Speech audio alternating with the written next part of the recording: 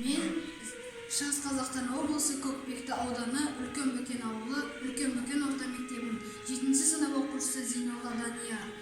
Жазғы түрі қалмайды қыстың сызы, масатыдай құлпырар жердің жүзі.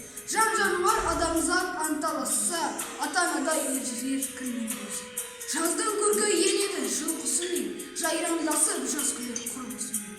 Көрден жаңа тұрғандай кемпір мен шал, жалбандасар өзінің тұрғысымен. Қырдағы ел, ойдағы елмен араласып, күлімдесіп, көрісіп, құшақтасып. Шаруа қуған жастардың мойны босап, сыбырласып, сырласып, мауқылдасып. Түйе боздап, қой боздап, қорда шу, көбелек пен құстарда сайда дуду. Гүл мен ағаш майысып қарағанда, сыбдыр қағып бұраңдап аға түсу.